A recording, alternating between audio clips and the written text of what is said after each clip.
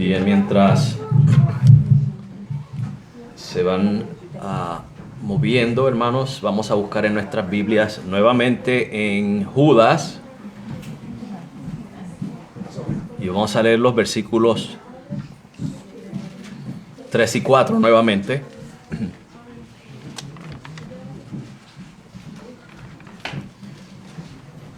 Judas, versículos 3 y 4.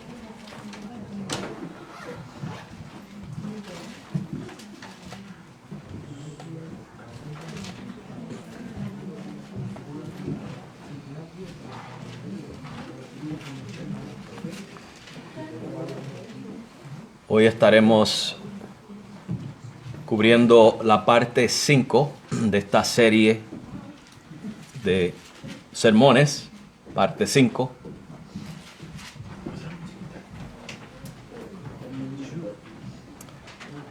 Todos lo tienen. Amén. Y leemos la palabra de Dios en el nombre del Padre, del Hijo y del Espíritu Santo. Amén. Amados, por la gran solicitud que tenía de escribiros acerca de nuestra común salvación, me ha sido necesario escribiros, exhortándoos que contendáis ardientemente por la fe que ha sido una vez dada a los santos, porque algunos hombres han entrado encubiertamente, los que desde antes habían sido destinados para esta condenación, hombres impíos que convierten en libertinaje la gracia de nuestro Dios y niegan a Dios el único soberano y a nuestro Señor Jesucristo. Amén. Padre, gracias por tu palabra. Señor, esperamos nuevamente de ti, de tu Espíritu Santo, que vaya trabajando en nuestras mentes, Señor, en nuestros corazones, tu palabra en nuestras vidas, Señor, que nos vaya santificando conforme a ella. Padre, y estamos hablando del tema de contender fervientemente por esa fe, por esa doctrina que fue ya dada una vez, Señor. Para defenderla, Señor, para preservarla. Y para eso, Señor, necesitamos conocer tu palabra. Y necesitamos recibirla en nuestros corazones, en nuestras vidas, y guardarla, Padre. Vivirla, acatarla. Porque, Señor, según tu palabra nos dice que se han metido encubiertamente, Señor, hombres impíos que convierten la gracia de Dios en libertinaje.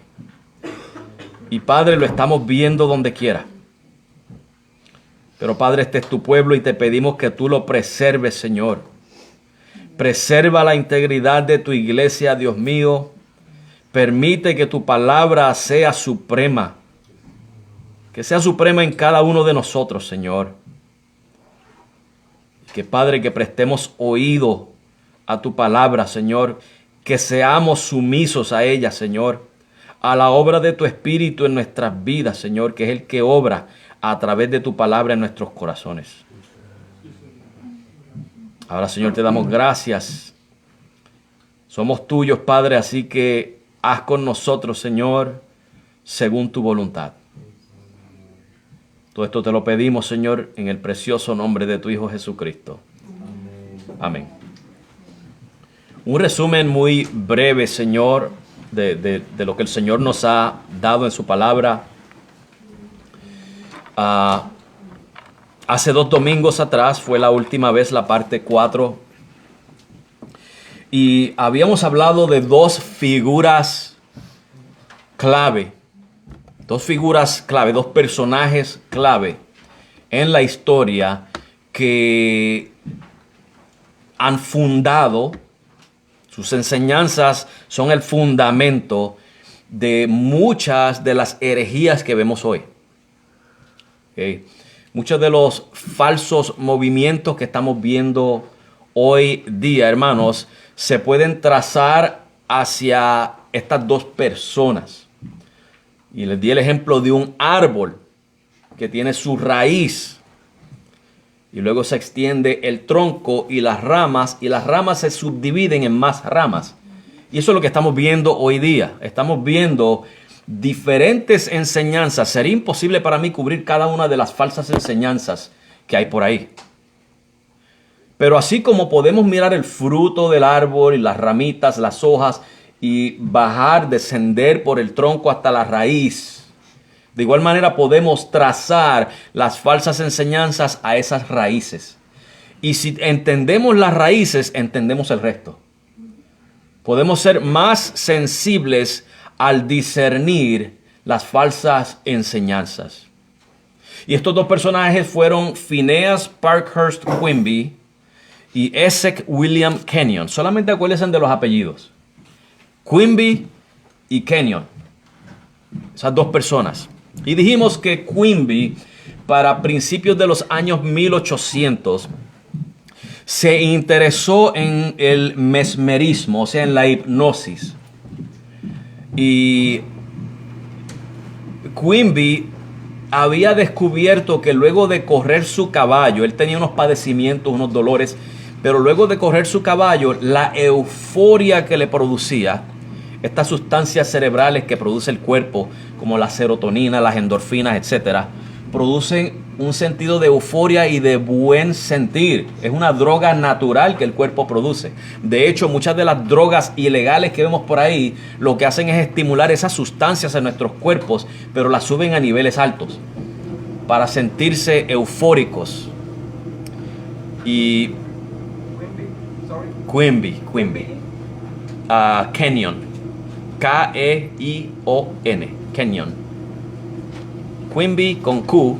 Quimby y Kenyon. Y él descubrió, hermanos, entonces se puso a analizar y determinó que la mente tiene un poder sobre el cuerpo. Un poder curativo. Y él comenzó a ejercitar eso, a usar la hipnosis, a hipnotizar a las personas que venían a él con algún problema médico. Usaba la hipnosis para curarlos. Usaba también lo que se le conoce como el poder de la sugestión para también llevarlos a un nivel de salud óptimo. Y según él, hermanos, según Quimby, él decía que él podía sanar enfermedades que los doctores no podían sanar. Y Quimby, hermanos, a esto que Quimby fundó se le llama el nuevo pensar, el nuevo pensamiento. Es una ideología mística de mente sobre materia, mente sobre cuerpo. El poder de la mente para curar, para sanar. Él se atrevió a decir que él descubrió cuál era el método que Jesús usó para curar a los enfermos. O sea, que Jesús usó el poder de la mente y de la sugestión y el hipnotismo. Lo cual es falso, hermanos, porque Jesús hacía sus obras milagrosas por el poder del Espíritu Santo. Nada tiene que ver con la mente, hermano. Usted puede pensar positivo todo lo que quiera, pero un día se va a morir. Un día nos vamos a morir, no importa cuán positivo pensemos, hermanos. Un día vamos a sucumbir a las enfermedades y vamos a sucumbir a la muerte. Luego de Quimby se levanta a Esek William Kenyon, que era un bautista, pero no como nosotros. Y acuérdense que no todos los bautistas somos iguales. Dentro de un radio de 50 millas, Gerardo, que no hay una iglesia bautista hispana. 35 millas 40. 35 a 40 millas. Si usted viaja en un círculo de 40 millas alrededor de aquí, no va a encontrar una iglesia bautista hispana. Y si encuentra una por ahí, es una chipichape, como decimos. Es una que está metida en estos errores que le estoy diciendo. Y le puedo decir el nombre, pero no lo voy a decir. No todos los bautistas somos iguales. Kenyon era lo que se le conoce como un bautista general. Nosotros somos bautistas particulares. O sea que nosotros creemos en la soberanía de Dios. Nosotros creemos que Dios en su soberanía y su gracia, Él escoge, Él salva, Él predestina y Él preserva. Una teología completamente diferente a la de Kenyon. Y Kenyon estudió en una escuela de oratoria, se le llama, llamada Emerson, creo que es en Boston. Y esta escuela estaba altamente influenciada por las teorías de Quimby, el nuevo pensar. Entonces, Kenyon, influenciado por esta ideología mística, lo introduce dentro de, vamos a ponerle aquí el marco del cristianismo. ¿Ok? Porque hoy todo el mundo se llama cristiano, aunque sean apóstatas, aunque sean herejes, todo el mundo dice que es cristiano, pero vamos a ponerlo dentro de ese círculo, dentro de esa sombrilla del cristianismo. Él introduce este concepto y lo mezcla con la Biblia. Él comienza a enseñar cosas como el poder de la sanidad mediante la confesión. Confiésalo y será hecho. Que son los conceptos de Quimby. El pensar positivo, la sugestión, lo que yo sugiero. Fíjense que mire lo que dijo Quimby. Quimby dijo: lo que creemos, eso creamos. Cualquier opinión que pongamos en algo, eso sacamos. Y Kenyon, hermanos, influenciado por esto, mezclándolo con la Biblia, saca unas enseñanzas antibíblicas. No son bíblicas, son antibíblicas. Y de ahí sale lo que se le conoce como la confesión positiva o la palabra de fe. Usted oye hoy en día mucho a los, no solamente falsos maestros, muchos creyentes genuinos que por equivocación, por error también usan esto. Donde ellos utilizan las expresiones yo decreto, yo declaro, yo arrebato, yo pronuncio, yo reclamo. O sea que esto no es bíblico. La Biblia no nos manda a estar decretando ni declarando. No nos manda a estar arrebatando, ni nos manda a estar declarando, ni exigiendo, ni nada por el estilo. La Biblia nos manda a pedirle a Dios en oración, pero a confiar en la voluntad de Él. Que si Dios nos concede lo que le pedimos, amén, y confiamos en Él. Pero si no nos quiere conceder lo que le pedimos, amén también, y seguimos confiando en Él. Esa es nuestra postura, o por lo menos es la mía. ¿Cuántos de ustedes están conmigo? Esa es mi postura, y ahí es donde yo quiero guiar esta iglesia, a una postura bíblica. Yo no quiero que nosotros usemos lenguaje como el que se usan en otros lugares que no son bíblicos. Parecen bíblicos. Muchas veces sacan algún versículo y parece que el versículo dice eso, pero no son bíblicos. La Biblia no apoya ninguna de esas cosas. Algunas de las enseñanzas de Kenyon, por ejemplo, él enseñó que Jesús tuvo que nacer de nuevo. Hermano, eso es una herejía. Él enseñó que el hombre es una encarnación de Dios. Otra herejía más. Y leímos ahorita en 2 de Pedro, capítulo 1, que nosotros hemos sido hechos partícipes de la naturaleza divina, ¿verdad? Eso no quiere decir que usted y yo somos una encarnación de Dios. Eso lo que quiere decir es que si usted lee en 1 de Juan 3:9, que dice que usted y yo no podemos vivir en pecado porque la simiente de Dios está en nosotros. Eso es participar de la naturaleza divina, que Dios ha puesto su espíritu en nosotros. Amén. No es que usted y yo tenemos una naturaleza divina. Eso es herejía. Eso lo enseñaron los faraones en Egipto y lo enseñaron los griegos. O sea, estos son, hermanos, enseñanzas paganas. Completamente paganas.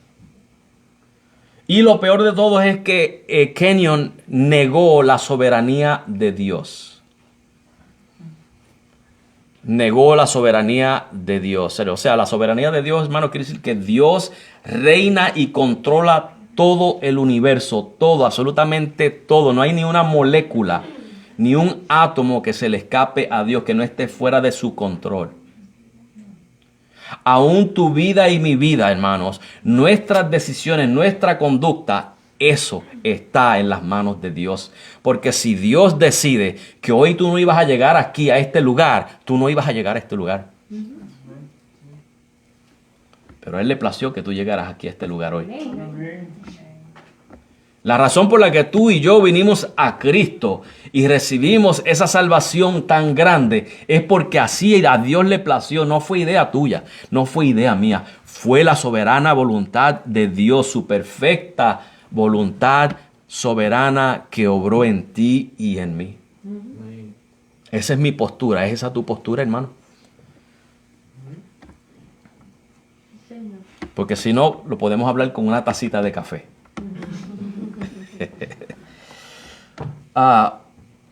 Y hermanos, dijimos que hay 5 puntos básicos sobre los cuales está fundado el error, y este error salió de estas 2 personas. En base a lo que enseñó Kenyon, está hoy lo que se conoce como primero la palabra de fe, o sea, la superfe. Ahí viene el que, por ejemplo, la fe es una fuerza. No es confiar, es una fuerza que usted utiliza. Cuando usted pronuncia sus palabras y las declara y decreta, eso es la fuerza de la fe, y con eso ya usted puede tener una cuenta de banco llena, o puede tener salud, o lo que usted quiera. ¿Okay? La palabra de fe. El segundo punto es que somos pequeños dioses. Ahora, si Dios, dicen ellos que Dios usó la fuerza de la fe, y si tú y yo somos dioses, entonces podemos usar la fuerza de la fe. ¿Okay? Otro error más. El número 3 es que Jesucristo no pagó nuestro pecado en la cruz. Jesucristo pagó el pecado en el infierno. Que Él tuvo que descender al infierno, adquirió la naturaleza de Satanás y allá fue castigado por ti y por mí. Y que entonces en su resurrección Cristo nació de nuevo. ¿Vieron que eso fue lo que dijo Kenyon? Que Cristo tuvo que nacer de nuevo. Y al nacer de nuevo se hizo Dios nuevamente. Herejías. Falsas enseñanzas. Ahora, el punto número 4, hermanos, es que, fíjese que en base a eso, que Cristo adquirió la naturaleza satánica, fue al infierno, nació de nuevo y adquirió su naturaleza divina. En base a eso, nosotros, el pecador, cuando nace de nuevo, se convierte en un pequeño Dios. Y siendo un pequeño Dios, ¿ok? Ahora tiene las capacidades de Cristo, de poder declarar y decretar, de la confesión positiva, de la superfe, que nos lleva a ese punto 4, que son salud y riquezas. Si usted es pobre, dicen ellos, es porque usted no ha nacido de nuevo, o usted no está usando la confesión positiva, la fe. Usted se supone que no sea pobre. Usted es hijo de un rey, dicen ellos. Y se supone que no esté enfermo tampoco. Porque si está enfermo es que usted o no tiene fe o no ha nacido de nuevo. Está en pecado. ¿Verdad? Y eso nos trae al punto número 5, que el sufrimiento y el pecado no deben de existir en el creyente. El sufrimiento y la enfermedad y el pecado. Y ellos dicen que eso viene por la duda. Cuando usted duda, ya no está ejercitando la fe. Entonces, al dudar, usted está deteniendo la voluntad de Dios. Dios no puede, no tiene poder cuando usted pone dudas. Ahí es donde entra lo que enseñó Kenyon, que Kenyon no creía en la soberanía de Dios. Dicen los salmos que Dios hace lo que a Él le place en el cielo y en la tierra y con todos sus habitantes. No me venga a decir que Dios está impedido por ti y por mí, cuando la Biblia dice algo contrario. La Biblia dice que Dios hace lo que Él se le place hacer en el cielo y en la tierra. Y con todos sus habitantes, a ti y a mí incluidos. Dígame a mí, hermanos, si si usted y yo podemos detener a Dios. Imagínese que la Biblia misma nos dice, ¿quién le puede preguntar a Dios por qué haces esto conmigo? ¿Por qué me haces así? ¿Quién puede preguntarle eso a Dios? Hermanos, Dios es soberano. Y Dios hace lo que Él quiere hacer. No depende de ti y de mí, no depende de tu fe, ni depende de nuestra duda. Dios hace su soberana voluntad cuando Él quiere, con quien Él quiere, donde Él quiere y cuando Él quiera. Amén. Ellos dan, por ejemplo, que cuando Zacarías, el ángel Gabriel le dijo que iba a tener un hijo y llamaría su nombre Juan, etcétera, que Zacarías dijo, pero ¿cómo será esto? Y la razón por la cual el ángel lo enmudeció, le quitó su voz, fue porque ahí había un peligro de que si la confesión de Zacarías se daba completa, el poder de Dios no iba a poder hacer la obra. Herejías. Herejías. Y hermanos, muchas de esas enseñanzas han influenciado de una forma u otra a muchas iglesias. Aún iglesias que son serias. Iglesias que verdaderamente quieren practicar la sana doctrina, pero no la están practicando porque se han dejado influenciar por esas cosas. ¿De qué le vale a una iglesia practicar el 99% de sana doctrina y que con ese 1% estén haciéndole el daño a sus miembros? Enseñando a sus miembros, poniendo el evangelio en ridículo. ¿Usted sabe lo que es usted decir, yo declaro que tú eres sano, y al otro día usted se muere? La ridiculez que eso hace que los hombres blasfemen el camino del Señor.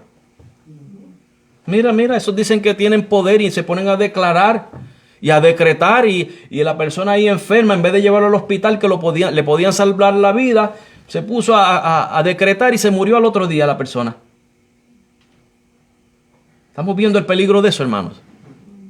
Estamos viendo el peligro de aquellos que piensan, bueno, yo voy a comprar esta casa en el nombre del Señor por fe. Yo voy a comprar este carro porque por fe yo sé que voy a declarar que mi cuenta de banco va a estar llena, mis dedos van a estar cubiertos. ¿Y qué sucede? A los pocos meses tiene que darse en bancarrota. ¿Por qué? Por esa mentira. No es bíblico. No es bíblico. Tiene repercusiones no solamente en nuestra vida espiritual, sino también en nuestra vida cotidiana. Afecta nuestra vida cotidiana y hace que los hombres maldigan y blasfemen el camino del Señor. Y un día el Señor nos va a pedir cuentas de eso. Por culpa tuya, estos hombres deshonraron el evangelio de mi Hijo. Por culpa tuya, estos hombres blasfemaron mi nombre, blasfemaron a mi Hijo Jesucristo, blasfemaron al Espíritu Santo. Hermanos, yo no quiero estar en esos zapatos. Yo no quiero estar en esa posición y no soy perfecto. Yo sé que el Señor me va a pedir cuentas de cosas en las que le he fallado, sí, pero esa es una de ellas que no quiero fallar. Una de ellas de las que estoy bien claro en dónde estoy parado. ¿Estás bien parado tú, hermano? Asegúrate que el Señor no te llame a cuentas por eso.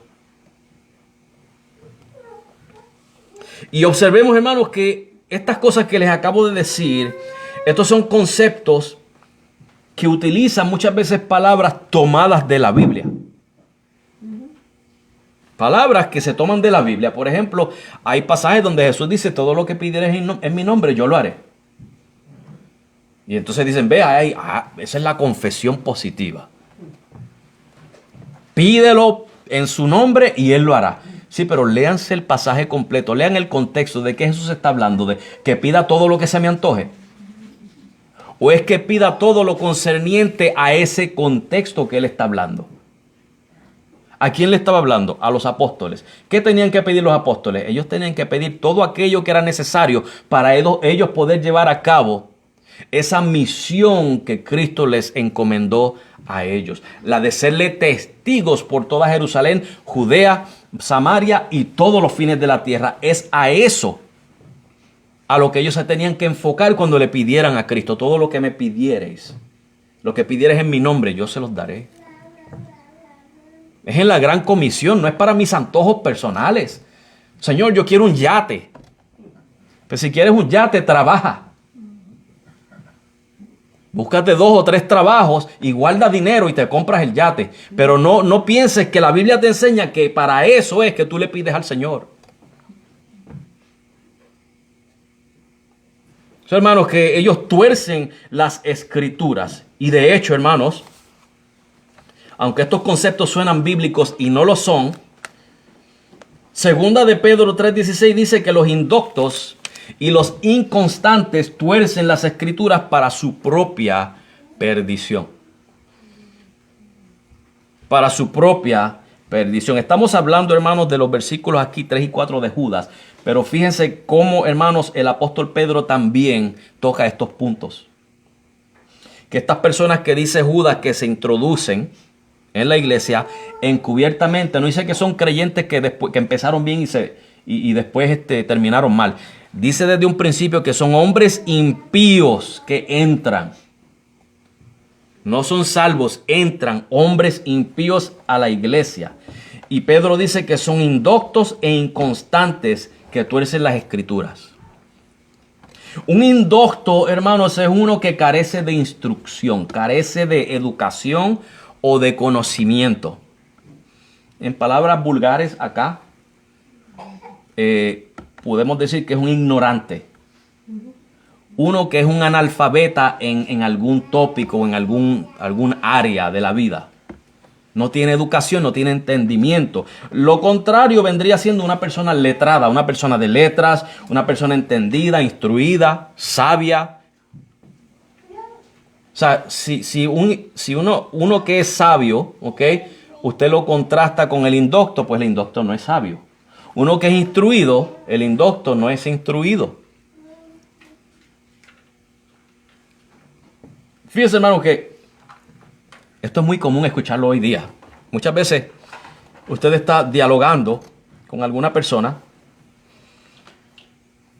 y supongamos que la persona está en un error, tiene un error doctrinal, un error bíblico, tiene un concepto que aprendió por tradición, no porque ha hecho un estudio detallado y detenido de las escrituras, sino porque esto fue lo que me enseñaron en mi hogar, esta es la iglesia a la que yo voy, esto es lo que se enseña, se practica.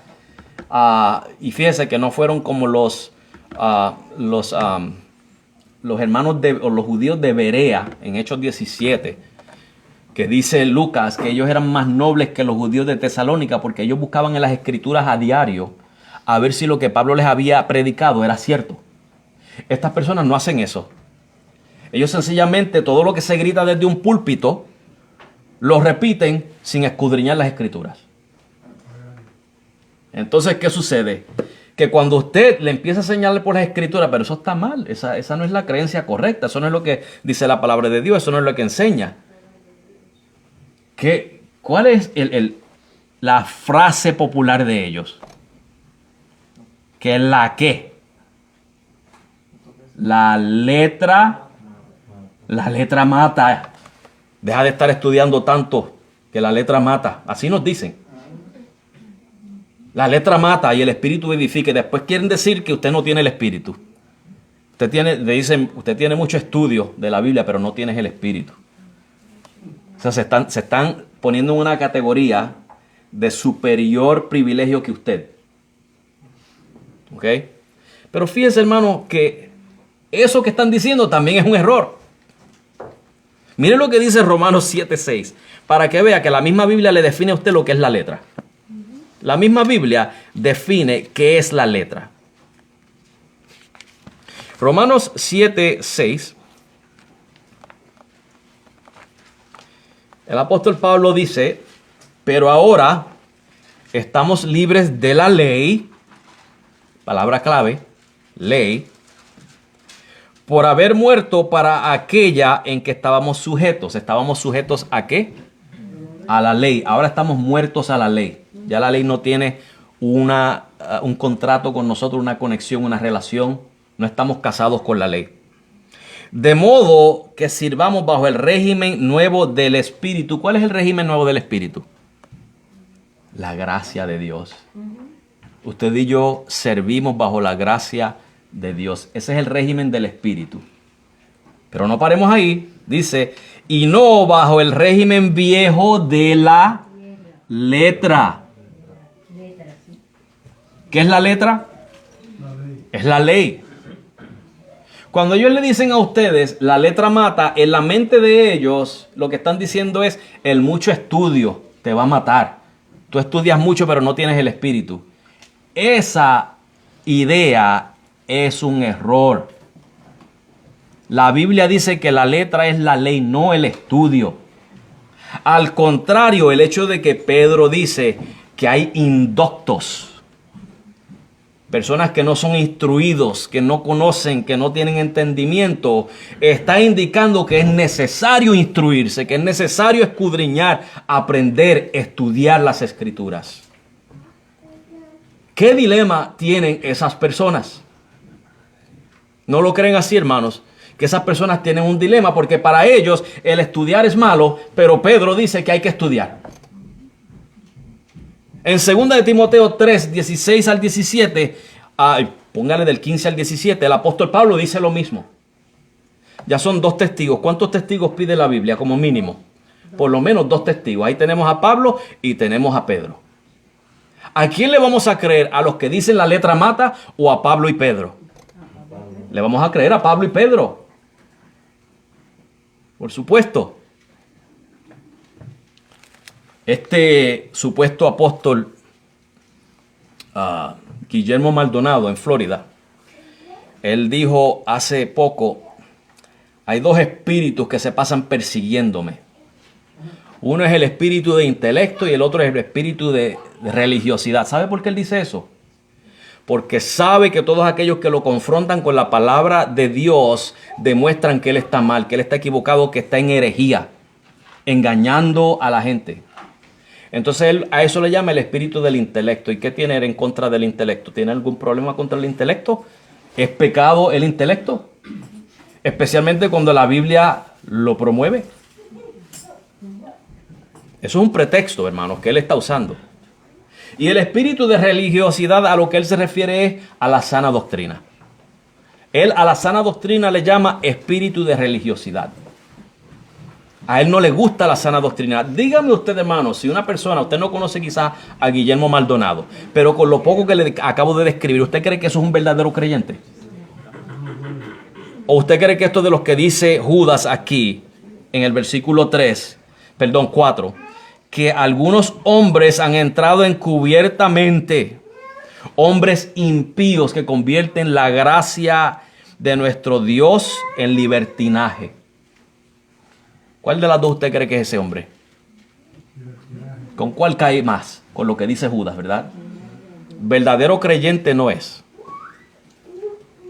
De hecho, hay personas que le llaman apóstol lobos. Y ese título le cae muy bien. Apóstol lobos. Porque son lobos rapaces, hermanos, enriqueciéndose de las mentiras que ellos usan para engañar al pueblo, para sacarle el último centavo que tiene, para esclavizarlos, hermanos, a que ellos, por medio de la avaricia, quieran aumentar sus riquezas. Y yo no tengo problema con que si usted trabaja y usted se gana su dinero, gloria a Dios por eso. Pero una cosa es eso, para usted vivir honradamente y ganarse la vida. Y otra cosa es la avaricia. En meterle por los ojos a las personas que usted necesita un mejor carro. Necesita el carro último modelo. Necesitas una casa más grande. Necesitas esto. No es que necesitas, hermanos. Es que lo quieres. Y ya eso se convierte en avaricia. Y se aprovechan de la avaricia para crear avaricia en los corazones de esas personas, o sea que los están llevando al pecado de la avaricia, para que luego ellos también puedan recibir en su bolsillo de lo que ellos han ganado. Guillermo Maldonado les dice a ellos, Dios es un Dios de pacto. Y si usted va a hacer un pacto con Dios, usted tiene que pactar con Dios, y el pacto requiere sacrificio. ¿A qué se refiere sacrificio? Alguien que me lo diga. Al verdecito, al dinero, a la plata. Usted está viendo, hermano, cómo estas personas engañan a la gente. Pero yo no le voy a echar toda la culpa a él. Yo le he hecho la culpa a los que lo siguen también, porque dice la palabra de Dios que las personas mismas se amontonan para sí maestros según sus propias concupiscencias, según sus propios deseos. Ellos también son culpables, porque ellos son los que le aplauden. Ellos son los que los mantienen. Ellos quieren seguir escuchando de eso.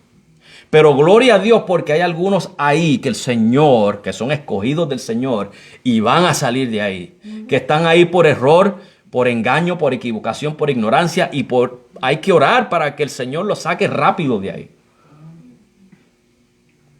Para que el Señor los saque de ahí. Y lo otro que nos dice Pedro es que son inconstantes estas personas que tuercen las Escrituras. O sea, un inconstante es una persona que no es estable, no es permanente, que cambia de opinión y pensamiento así muy rápido, hermano, sin considerar, sin pensar, sin escudriñar, sin meditar en la situación. Y el opuesto de eso, lo contrario, viene siendo alguien leal, alguien fiel, permanente, estable, perseverante. O sea que estas personas que Pedro menciona son personas que, número uno, son ignorantes, no tienen instrucción bíblica. Y número dos, aun si tuvieran algún conocimiento de la Biblia, no perseveran en la verdad. Cambian mucho de opinión. Son inconstantes. Ellos tuercen las Escrituras. Como había mencionado, hermanos, muchos evangélicos, ya sea por ignorancia o por negligencia o por obstinación, muchas veces utilizan estas frases de yo declaro, yo decreto, yo arrebato. Declaramos que el Señor va a hacer. Usted no sabe lo que el Señor va a hacer. Usted le dijo al Señor que creara los cielos y la tierra. Usted le dijo al Señor que resucitara a la hija de Jairo. El Señor Jesucristo hizo lo que Él quiso. Si Él no hubiera querido resucitar a la hija de Jairo, Él no la resucitaba. Pero la resucitó porque quiso. Usted y yo no tenemos, hermanos, ningún control sobre Dios. Nada de lo que usted y yo hacemos, ningún sacrificio, ninguna oración cambia a Dios. Los que tenemos que cambiar somos nosotros. Cuando estamos orando mal, tenemos que cambiar y alinearnos a la voluntad de Dios. Si estamos pidiendo mal, el Señor no nos va a conceder nada. Ahora, si entendemos quién es Dios, su santidad, su justicia, sus propósitos, y nos alineamos a esa voluntad, a esa justicia, a esa santidad, a esos propósitos, entonces vamos a pedir correctamente. Vamos a pedir según su voluntad, y Él concede según su voluntad, no la nuestra. Y ahí está la diferencia, hermanos, de pensar que Dios es soberano o que el hombre es soberano. Estas enseñanzas se basan en que el hombre es soberano y por eso ellos declaran y decretan y piden y dicen y obligan a Dios, quieren obligar a Dios a hacer lo que ellos quieren. Es en no conocer su lugar, que el soberano es Dios y no nosotros. Amén. Ese es el problema que están teniendo estas personas. Se están dando un lugar que no les corresponde.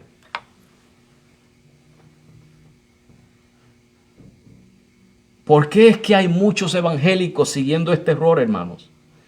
Por lo que nos dice Judas, porque hay hombres impíos que han entrado encubiertamente y han convertido en libertinaje la gracia de nuestro Dios. Esa palabra libertinaje, en un sentido, hermanos, implica inmoralidad. O sea que los falsos maestros convierten la gracia de Dios en un pretexto para pecar. Usted puede que escuche a alguno de estos falsos maestros diciendo, bueno, como nosotros somos salvos por gracia, no importa si haces tal o cual cosa, porque Dios es un Dios de gracia. Eso es un pretexto para pecar. El problema no es la doctrina de la gracia, hermanos. Nosotros estamos claros en lo que enseña la palabra de Dios en cuanto a la gracia de Dios. Así que el problema no es la gracia. El problema es lo que estos hombres hacen con la enseñanza de la gracia. En Primera de Pedro 2:16 nos dice que seamos como libres, bajo la gracia de Dios, que seamos como libres, pero no como los que tienen la libertad como pretexto para hacer lo malo, sino como siervos de Dios. Estamos viendo, hermanos, la gracia no es para hacer lo malo, sino para vivir como siervos de Dios. Pablo dice lo mismo en Gálatas 5:13, porque vosotros, hermanos, a libertad fuisteis llamados. Solamente que no uséis la libertad como ocasión para la carne, sino servíos por amor los unos a los otros. Estamos viendo que la gracia no es para usarla como ocasión para la carne, como ocasión para pecar. El problema de estos apóstatas es que ellos convierten la gracia de Dios en libertinaje para promover lo malo. La avaricia es pecado. Ellos promueven la avaricia. Todo bajo la sombrilla, la cobertura de la gracia de Dios. Ahora, el libertinaje no se refiere solamente a la inmoralidad, hermanos. También se refiere a enseñanzas antibíblicas, a torcer las escrituras. Y claro, todo aquel que toma la gracia de Dios como un pretexto para pecar, automáticamente está torciendo las escrituras. O sea que esas dos cosas van a la par, van mano a mano. Ellos enseñan el error para beneficiarse a sí mismos. Si yo le dijera a ustedes o a cualquiera en la calle, ven a nuestra congregación que tú puedes vivir como tú quieras y no te vamos a decir nada. No te vamos a predicar del pecado. ¿Usted cree que se llena esta congregación? ¿Usted cree que hubieran más de 40 personas hoy? Sí. ¿Verdad que sí? Eso es torcer las escrituras, convertir la gracia de Dios en libertinaje para mi beneficio. Porque mientras más gente haya, más dinero entra a la tesorería. Y ahora el pastor se puede echar un par de pesos más al bolsillo. Claro, ustedes saben que yo trabajo. ¿Okay? Y lo estoy diciendo para aclarar cualquier duda en el internet, porque estoy siendo grabado en el internet. Yo tengo mi trabajo secular. Yo llevo 24 años trabajando como técnico de laboratorio en el Bay State Medical Center. Y hasta el día de hoy Dios me ha dado fuerza y salud para seguir trabajando. Amén. Pero sepas, hermanos, que hay pastores que son honestos, que son pastores que trabajan a tiempo completo como pastores, pero son honestos. Ahora, hay otros que no trabajan para el Señor, trabajan para sí mismos. Y ahí es donde está el peligro de estos lobos rapaces. Ese es el problema de estas personas. Hermanos, predicar de la gracia es una obra delicada. No se puede decir cualquier cosa de la gracia. Se debe de enseñar usando todo el consejo de Dios. Todo esto que está aquí hay que usarlo completo para hablar de la gracia de Dios. Y muchas personas, en especial cuando son legalistas, nos acusan de enseñar libertinaje. Ustedes son de esos que dicen salvos siempre salvos. Sí, yo creo que una vez que soy salvo, soy siempre salvo, pero ¿a qué usted se refiere con eso? Bueno, lo que ellos que se refieren con eso, hermano, cuando nos acusan de eso, que es una burla, es que ellos dicen que usted y yo enseñamos eso y que podemos luego vivir como nos da la gana. Como soy siempre salvo, puedo vivir en pecado si quiero porque no me voy a perder. Cuando eso no es lo que enseña la Biblia, eso no es lo que nosotros creemos, eso no es lo que predicamos, eso no es lo que enseñamos. Al apóstol Pablo también lo acusaron de eso, hermanos. ¿Quién era el campeón de la gracia? Pablo era el más que predicó de la gracia. No es de sorprendernos que a él lo acusaran de lo mismo que nos acusan a nosotros. Fíjese que en Romanos 3:8 el apóstol Pablo dice, ¿y por qué no decir? Como se nos calumnia, ¿ves? A Pablo lo calumniaban. Y como algunos cuya condenación es justa afirman que nosotros decimos, hagamos males para que vengan bienes. O sea que a Pablo lo acusaban de enseñar una doctrina que promovía el pecado, porque como Dios es un Dios de gracia, lo que va a venir es más gracia. Y algunos decían, bueno, donde abunda el pecado, sobreabunda la gracia. El mismo apóstol Pablo estaba siendo acusado de lo que nos acusan a nosotros hoy en día, de enseñar un libertinaje, una licencia para pecar, cuando eso no es lo que enseñamos. La gracia se enseña con delicadeza basado en las Escrituras. La gracia de Dios no nos enseña a que nosotros podemos vivir como queremos, hermano, como nos dé la gana. La gracia nos enseña a que cuando Dios te escogió y te salvó, lo primero que hizo con tu corazón fue que lo cambió, lo transformó, te regeneró, te hizo nacer de nuevo, que tú no querías y Él lo hizo, aunque tú no querías. Y con esa regeneración, ahora la Biblia nos llama nueva criatura. ¿Qué implica el ser nueva criatura y tener un corazón regenerado? Que ahora como nueva criatura tenemos nuevos sentimientos, nuevos deseos, nueva voluntad. ¿Y cuáles son? Deseos hacia Dios, una voluntad hacia Dios, el deseo de no pecar, aunque fallamos, pero no nos gusta, no nos agrada, porque no es nuestro deseo más. El deseo es el de agradar a Dios, es el de acercarnos más a Él. Eso lo hizo Dios, no lo hiciste tú. Eso es gracia.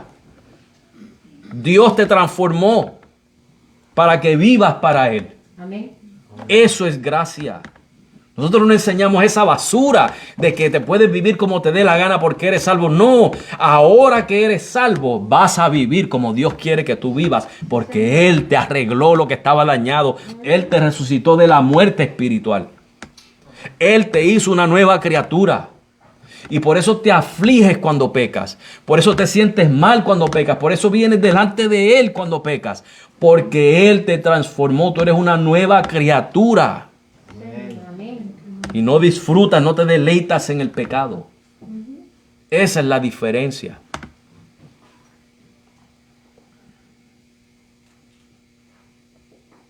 La gracia, hermano, no se trata de vivir en libertinaje con el pretexto de ser salvos por gracia, porque eso no es lo que enseña la Biblia. Primera de Juan 3:9 dice que todo aquel que es nacido de Dios no, escucha bien, no practica el pecado. No dice que nunca peca. Porque, hermanos, ¿cuántos de ustedes no le han fallado al Señor en esta semana? Todos le hemos fallado al Señor. Quizás no intencionalmente, pero le hemos fallado. Ahora, hay una diferencia entre eso y el practicar. ¿Quién es el que practica? El que le gusta. El que le gusta, el que lo quiere vivir todos los días y se deleita. O sea, que el que nace de Dios no practica el pecado porque la simiente de Dios permanece en él. Y no puede pecar. Ahí cuando dice no puede pecar, no quiere decir que no tiene, que nunca peca. Está diciendo que no está capacitado para deleitarse en pecar. El creyente no está capacitado para eso. No puede, no se puede deleitar.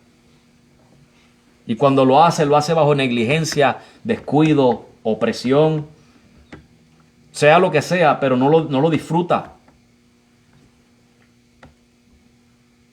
La simiente de Dios permanece en él y no puede pecar porque es nacido de Dios. La simiente de Dios está en ti y en mí, hermanos.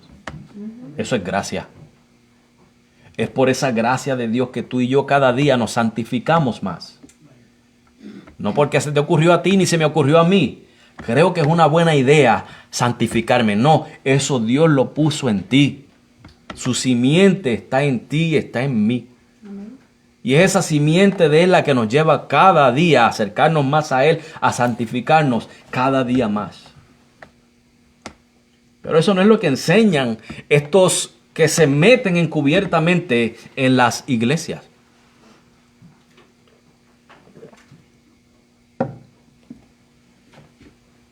Y pasajes como este, hermanos, y varios más, nos enseñan que Dios, en la doctrina de la gracia, nos ha dado su simiente. Y no estamos inclinados al libertinaje. ¿Quién de ustedes, hermanos, está inclinado al libertinaje? ¿Quién quiere cuando salga de aquí irse a hacer el mal por ahí? Dígame. ¿Quién? Digo, eso es su secreto si lo quiere hacer. Pero yo creo que si usted ha nacido de nuevo, Si usted está en Cristo, yo no creo que ese sea su deseo, ¿verdad que no? Sí, Señor. Yo no creo que usted quiera salir por ahí y comenzar a hacer barbaridades. Irse a pecar, a mentir, a hacer cuantas cosas, hermanos, hacen los hombres cuando pecan. Pero hermanos, estas personas entran a las iglesias y eso es lo que ellos hacen, enseñar libertinaje. Y podemos hablar más de este tema, hermanos, de la gracia, pero vamos a proseguir. Y Judas, hermanos, describe a estos hombres aquí en el versículo 4 como impíos. La razón por la que ellos enseñan tales cosas es porque son impíos. No son creyentes. Pueden vestirse como un creyente, pueden hablar como un creyente, actuar como un creyente, cargar una Biblia debajo de su brazo. Pueden haber ido al instituto bíblico o algún seminario teológico. Pueden cantar los mejores cánticos, hermanos, los más espirituales. Pero no son creyentes. No son verdaderos creyentes. Si lo fueran, no estarían enseñando falsas doctrinas. Los apóstatas, nos dice aquí Judas, que niegan a Dios, el único soberano. Ya dijimos ahorita, hermanos, que estas personas niegan la soberanía de Dios. Al estas personas negar la soberanía de Dios, están negando al Dios soberano. Y a nuestro Señor Jesucristo. Fíjense, hermanos, que decir que ellos niegan al Dios soberano y a nuestro Señor Jesucristo no necesariamente significa que ellos hagan una confesión verbal. De decir, yo niego a Dios. Dios no existe, o Dios no es soberano, o Jesucristo no es el Salvador. No es que vienen así necesariamente, aunque hay quienes lo hacen. Hay denominaciones, no denominaciones, sectas, que dicen que Jesucristo no es Dios, que Él es una criatura, que Él fue creado, que es un ángel. Bueno, hermanos, no necesariamente tienen que confesarlo con sus labios, pero con su manera de vivir, hermanos. Con su manera de vivir, ellos pueden negar la soberanía de Dios o al Dios soberano y a su Hijo Jesucristo. Y fíjense, hermanos, que acuérdense cuando Jesús dijo en Mateo capítulo 7, 21 al 23, no todo el que me dice Señor, Señor entrará en el reino de los cielos. Escuche bien, porque estos no son creyentes, personas que empezaron bien y terminaron mal. No son creyentes, y le voy a explicar por qué. Porque luego de que ellos le digan eso al Señor y le digan, es que en tu nombre hicimos milagros, echamos fuera demonios, sanamos, hicimos esto y aquello. En tu nombre, Jesús, yo hago esto y aquello. Pero ¿cuáles van a ser las palabras del Señor Jesucristo? Nunca os conocí. Escuchen bien, que Jesús no dijo, aunque una vez te conocí, ahora no te conozco. No, nunca te conocí, nunca fuiste mío, nunca tuvimos una relación, nunca te arrepentiste, nunca viniste a mí en fe. Nunca, nunca, nunca hubo nada entre tú y yo. Apartaos de mí al fuego eterno, hacedores de maldad. Les va a decir el Señor. A pesar de que hacían milagros, a pesar de que echaban fuera demonios, a pesar de que supuestamente sanaban enfermos, a pesar de todas esas cosas, el Señor les va a decir, nunca os conocí. Por eso, hermanos, no todo el que anda por ahí diciendo yo echo fuera demonios, hermanos, usted le va a creer todo lo que diga. Escudriñe las escrituras, no se deje engañar. A mí, a la página nuestra de Facebook, se han metido a retarme con eso. ¿Qué tú haces si se te para un endemoniado al frente? Amigo, ¿de qué versículo de la Biblia quiere hablar? Hablemos de eso. Búsqueme en la Biblia de qué usted quiere hablar. De endemoniado, búsqueme en la Biblia. Pero de sus experiencias personales yo no voy a hablar. ¿Sabe por qué? Porque usted puede echar 20,000 demonios fuera, pero puede que no sea un creyente. Puede que sea un hijo del diablo.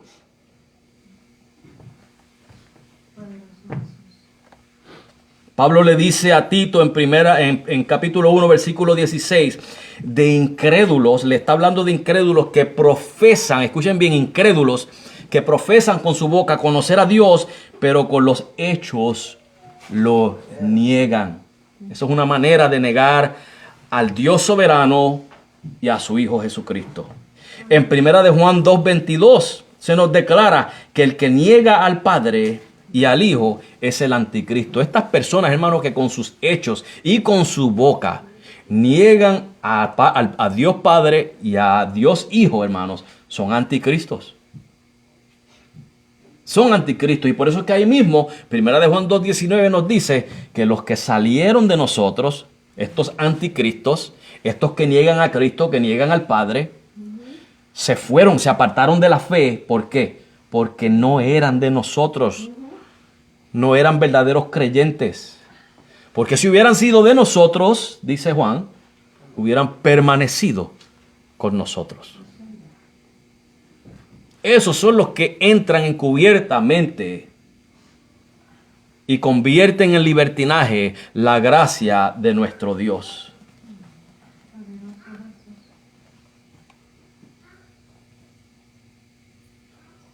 Son falsos maestros. Son apóstatas, son anticristos. Y es por esto, hermano, que Judas nos exhorta a contender, pero escuche bien, no solamente a contender fervientemente con todas nuestras fuerzas, con todo nuestro ánimo, todo nuestro entendimiento, a contender por la fe que ya fue dada, por la sana doctrina que ya el Señor Jesucristo nos entregó por medio de sus apóstoles. Pero hoy tenemos a esta gente hoy en día diciendo que Dios quiere hacer algo nuevo y que Dios les está dando nueva revelación. Dígame, hermano, ¿a quién le va a creer? ¿A estos de hoy en día, a estos soñadores de hoy en día, o a Judas? ¿A quién le vamos a creer? ¿Vamos a creer lo que dice aquí la palabra de Dios? Que ya la fe, la doctrina se dio una vez y Dios no está haciendo nada nuevo. Dios está haciendo lo que dice su palabra porque Él es fiel a sus promesas. ¿O vamos a creerle a Maldonado y a yo no sé quién más que Dios ahora está haciendo algo nuevo en la iglesia?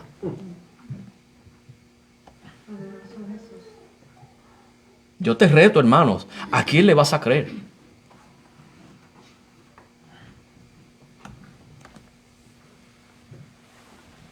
Tenemos que contender, hermanos, fervientemente por la fe.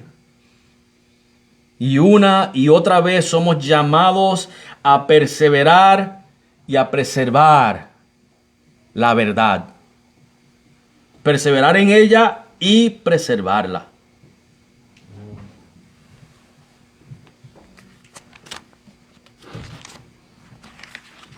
En Tito capítulo 1, versículos 9 al 11.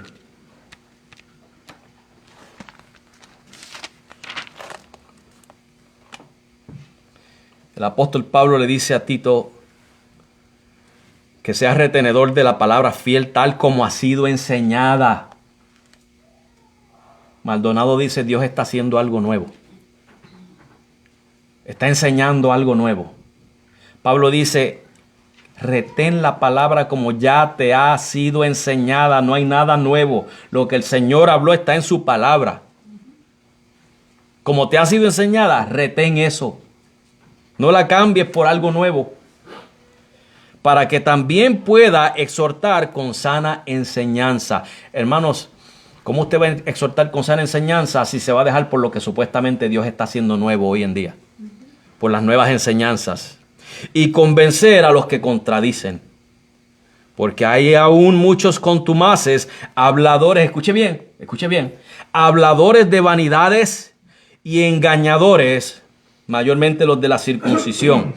Hermanos, hay habladores de vanidades y engañadores, a los cuales es preciso tapar la boca, que trastornan, escuchen bien, trastornan casas enteras, enseñando, escuche bien, enseñando por ganancia deshonesta lo que no conviene. Le enseñan a las personas a vivir en avaricia y egoísmo para la ganancia deshonesta de ellos. La Biblia no se equivocó. Estamos viendo, y no solamente hoy, esto viene desde siglos. Pero tú y yo somos testigos, hermanos, de lo que dice Pablo ahí. Estamos viendo estos supuestos ministros haciendo ganancias deshonestas al ellos convertir en libertinaje la gracia de Dios. Llenan sus templos, sus edificios, porque les enseñan, ven cómo eres, que así el Señor te va a dejar. No tienes que cambiar, Dios es un Dios de gracia. Te ama a sí mismo, sí, hermano, Dios ama. Pero si Dios verdaderamente te ama, te va a cambiar también. Pero como ellos quieren que sus templos estén llenos, para que mientras más oidores tengan, más engañar, y mientras más engañen y los metan en la avaricia, esclavizando a estas personas a trabajar 2 y 3 trabajos o esforzarse más allá de sus fuerzas, para luego venir a pedirle diezmos y ofrendas y hacerlos pactar y dar primicias y yo no sé qué más.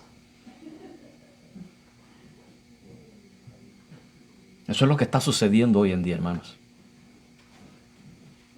La palabra de Dios no se equivoca. Y es preciso que tú y yo, hermanos, los himnos que cantamos hoy nos llaman, hermanos, a considerar lo que Cristo ha hecho con nosotros y por nosotros. Nos llaman a considerar eso y serle fiel y a su palabra. Estos himnos que se cantaron hoy fueron escogidos detallada y cuidadosamente para eso, para alinearlos con este mensaje. Himnos que nos llaman a serle fiel al Señor. Hermanos, tú y yo hemos sido privilegiados con esto que tenemos aquí, la palabra de Dios. Escudriñala. Deséala, dice Pedro, como niños recién nacidos desean la leche. La leche no adulterada. Desea esto, hermanos. Olvídate de los predicadores que tú oyes muchas veces. ¿Quién sabe? Muchas veces dicen, este es un predicador de fuego, un predicador de unción, pero te está predicando la verdad. Puede que suene como que está en fuego y yo no sé qué más. La pregunta es, ¿te está predicando la verdad? ¿Te está predicando esto o te está llevando al libertinaje? O peor, al legalismo. Esa es la pregunta que tienes que hacerte. Si te está predicando esto, no te dejes llevar por las emociones. No te dejes llevar porque si predica bonito, que si es elocuente, que si está ungido. Hermanos, este mensaje de hoy yo te voy a preguntar y no me voy a dar la gloria, pero tú consideras que este mensaje es del Señor. Amén. O yo estoy aquí perdiendo mi tiempo. Necesité de fuego y de unción supuestamente para que tú recibas, hermano, la verdad de la palabra de Dios. O sea, hermanos, abramos nuestros oídos. Dios nos ha dado esto. Aprovéchalo. Aprovéchalo. Estúdialo, escudriñalo, pregunta. Aquí hay maestros, pregúntale a los maestros cuando no entiendas algo. Pregúntale al pastor cuando no entiendas algo. Enriquece tu alma con la palabra de Dios. Enriquécela. Oh, hermanos, cada vez que yo aprendo algo nuevo de las Escrituras, y no es que sea nuevo, está ahí ya, es que yo no lo sé todo. Y para mí es nuevo. Usted no sabe el regocijo que eso produce. Usted no sabe, hermanos, el gozo que eso produce y las ansias que me dan. Déjame preparar un estudio de esto para compartirlo con mis hermanos. Oh, hermano, esto, como decía David, es más dulce que la miel y que la que destila del panal. Pruébalo. Pruébalo, hermano, para que veas la dulzura de la palabra de Dios, que sí, que muchas veces nos hinca donde nos duele y nos toca la herida, por supuesto que sí, pero después con eso también te trae la medicina. Trae la medicina también. Así que, hermano, vamos a aplicar lo que estamos aprendiendo de la palabra de Dios. Vamos a ser contendedores de la fe que fue una vez dada. Contender no quiere decir que nos vamos a ir ahora a pelear. No, hermanos, es el poder sentarnos con personas que conocemos quizás y sabemos que están en el error y decirle, mira, yo estoy en desacuerdo con lo que tú estás diciendo porque esto es lo que dice la Biblia. ¿Te interesa discutirlo? Vamos a analizarlo pasaje por pasaje y quizás yo me estoy equivocando en algún punto, pero ese es el propósito de yo ir refinando mi postura también, basado en lo que dialogamos. No es el de ganar un debate, aunque si tenemos que debatir, debatimos y yo lo quiero ganar, ¿verdad? Pero no se trata de ganar un debate, se trata de alcanzar la verdad, ¿verdad? Que salgamos de algún error, cosas como esas. Amén. Bueno, ¿cuántos tienen un deseo de poder contender por la palabra de Dios? ¿Cuántos tienen un deseo de poderle ser fiel al Señor? Ese es el propósito, hermano, de estos mensajes. No es el de entretenernos, no es el de hacer nada extravagante, es el de ser edificados, hermano, en las Escrituras. Y que sepamos cuál es la voluntad de Dios para nuestras vidas. Amén. Vamos a orar, hermanos, y le pido, hermano Gerardo, que me... Amado Dios y Padre, gracias, Señor, por tu palabra. Gracias, Señor, por el privilegio